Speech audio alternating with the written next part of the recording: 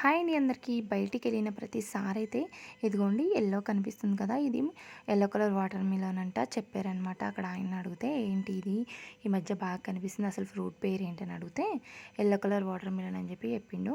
అయితే సర్లే ఎంత కేజీ అంటే 80 రూపీస్ కేజీ అన్నాడు.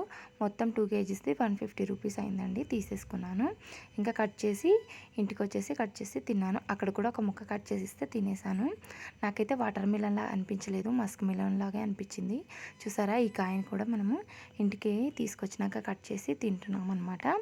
నాకైతే మస్క్ మిలన్ లాగే అనిపించింది. ఇది వాటర్ మిలన్ అని ఎందుకన్నాడో అర్థం కాలేదు మరి.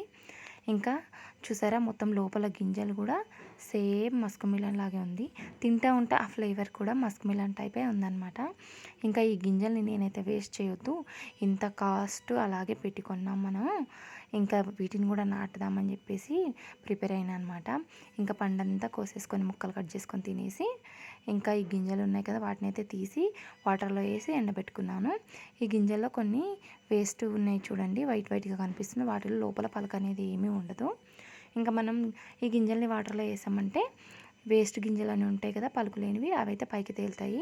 మంచిగా గట్టిగా పలుకున్నది వాటితో అయితే మొలకలు వస్తాయి అన్నమాట. అవైతే కింద ఉండిపోతాయి అన్నమాట. వాటిని అయితే తీసేసుకొని నేనైతే 5 డేస్ ఏమవుతుందండి ఒక పెద్ద టబ్లో వేసాను అనమాట. చిన్న కొన్ని తీసుకొని వన్ సైడు.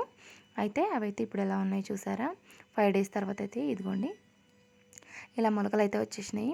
వీటినైతే అన్నీ మంచిగా ఒక టబ్ తీసేసుకొని తీగ పాకడానికి ఈజీగా ఉండేలాగా చూసుకొని ఒక టబ్లో వేసుకోవాలి, రిపోర్ట్ చేయాలి. చూసారా, నేను వేసిన 10-15 విత్తనాల్లో ఒక 6-7 మొలకలు అయితే వచ్చేసాయి.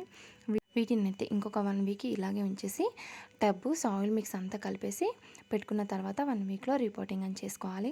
చూసారా, మనం కొన్న పండుతోనే మనం ఇలా సేవ్ చేసుకొని మొక్కల్ని ఈజీగా పెంచేసుకోవచ్చు.